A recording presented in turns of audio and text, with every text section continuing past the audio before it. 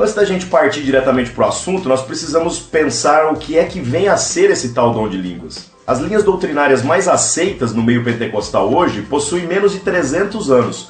Isso significa que em todos os outros anos da história da igreja, a nossa visão a respeito da oração em línguas era bem diferente daquilo que a gente está acostumado a ver hoje. Como entendemos que temos a Bíblia como única regra de fé, então temos que voltar à Escritura para tentar entender o que a Bíblia fala a respeito disso. Vamos lá então. Atos dos Apóstolos já começa com Jesus dizendo que os discípulos deveriam permanecer na cidade de Jerusalém, porque eles receberiam poder vindo do alto, que os capacitaria para a obra de evangelização. Ao receber o Espírito Santo, essas pessoas estariam aptas a serem testemunhas em toda a terra.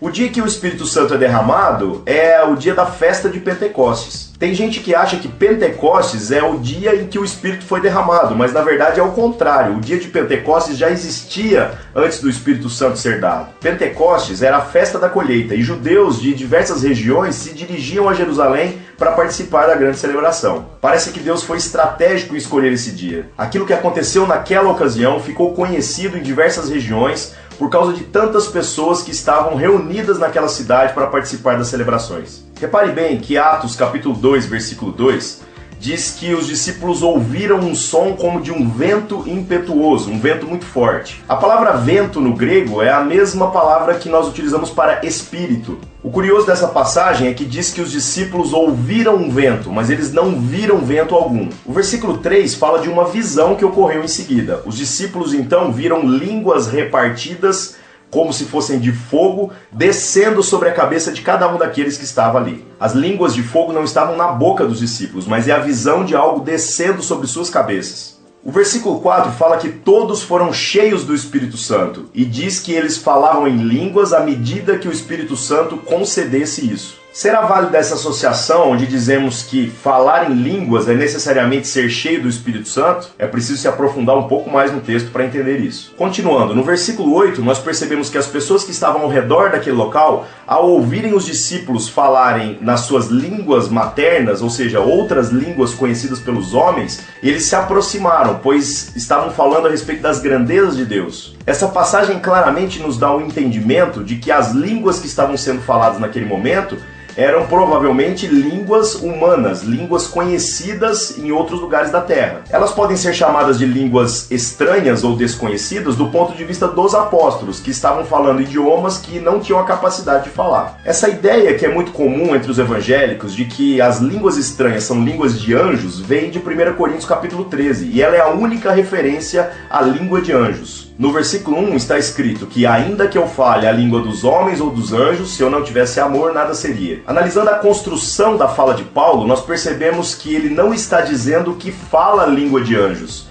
Ele diz que ainda que eu falasse. Essa citação nos faz concluir que provavelmente Paulo não falava língua alguma de anjo. Em 1 Coríntios capítulo 14, versículo 18, Paulo enfatiza que ele é capaz de falar mais línguas do que todos os habitantes daquela cidade. Se concluirmos pelo capítulo 13 que Paulo não falava a língua de anjos, e no capítulo 14 ele diz que fala mais línguas do que todos aqueles homens, então provavelmente aqueles homens também não falavam língua de anjo nenhum. Essa associação de que o dom de línguas seja a confirmação, o selo de que uma pessoa recebeu o Espírito Santo, ela está um pouquinho forçada. Em Mateus capítulo 7, versículo 20, Jesus diz que pelos frutos nós conhecemos uma árvore, pois uma árvore má não pode produzir bons frutos. Em Gálatas, no capítulo 5, no versículo 22, Paulo fala sobre os frutos do Espírito. E esse Espírito está escrito com letra maiúscula, logo se trata do Espírito Santo. Os frutos desse Espírito são amor, paz, gozo, longanimidade, benignidade, bondade, fé, mansidão e temperança. Repare que não há o dom de línguas dentre os frutos do Espírito. A conclusão óbvia é que o Espírito Santo dá dons aos homens conforme quer, e nós temos passagens também que corroboram com essa ideia. Deus não é obrigado a conceder dons segundo o desejo dos homens. 1 Coríntios 12, 30 diz exatamente isso, que nem todos temos os mesmos dons. E essa passagem também explica que o Espírito Santo distribui dons segundo o seu interesse. Lá fala que nem todos falam em línguas estranhas e nem por isso deixam de fazer parte do corpo de Cristo. Logo concluímos que a oração em línguas não é algo necessário para que uma pessoa seja batizada pelo Espírito Santo. No capítulo 14 de 1 Coríntios, Paulo diz que nós devemos buscar os melhores dons. Lá ele enfatiza claramente que falar em línguas desconhecidas para nós mesmos, se não houver quem interprete ou entenda aquilo que está sendo dito, é pura perda de tempo. Isso na verdade acaba soando como algo irracional e por isso não produz bom fruto algum na comunidade, na vida da igreja. Esse mesmo capítulo diz que o melhor dos dons é o dom de profetizar. Mas o que vem a ser profetizar? O verdadeiro profeta é aquele que fala das coisas de Deus aos homens. Profeta não é adivinho, profeta não é a pessoa que prevê o futuro. Considerando que a Bíblia é a revelação suficiente de Deus para os homens, o profeta é aquele que traz as coisas que as Escrituras contêm de maneira compreensível ao povo. Este é o verdadeiro dom de profetizar nos nossos dias. O profeta não está aqui para apontar para o futuro, mas para desmistificar as coisas que já foram reveladas através de Jesus Cristo nas Escrituras no passado. Não estamos buscando nova revelação, estamos entendendo que Cristo é a plenitude da revelação de Deus sobre a face da terra.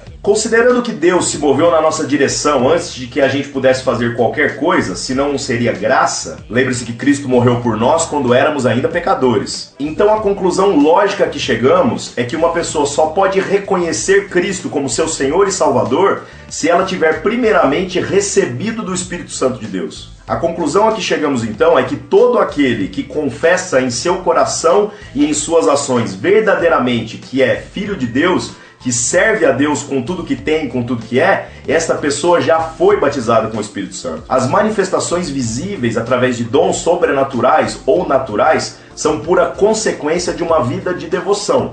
Lembrando que Deus não tem compromisso com aquilo que nós desejamos, mas sim com os seus desígnios eternos, para que a grande comissão seja cumprida sobre a face da terra. É claro que eu não estou dizendo que Deus não possa fazer manifestações sobrenaturais específicas na vida de uma determinada pessoa, mas nós precisamos entender se cabe utilizar esse tipo de coisa dentro da vida da igreja. A nossa única regra de fé é a palavra de Deus, e qualquer coisa que não se enquadre nas Escrituras deve ser rejeitado. Maturidade para o cristão é entender que experiências com o sobrenatural de Deus não fazem com que essa determinada ocasião crie regras para a vida de todas as pessoas. Não podemos criar doutrinas ou uma série de ensinamentos baseados em experiências pessoais. Não é porque algo funciona que necessariamente isso é verdadeiro. Como sabemos, até em outras religiões, há a operação de milagres espetaculares. Há pessoas que são curadas.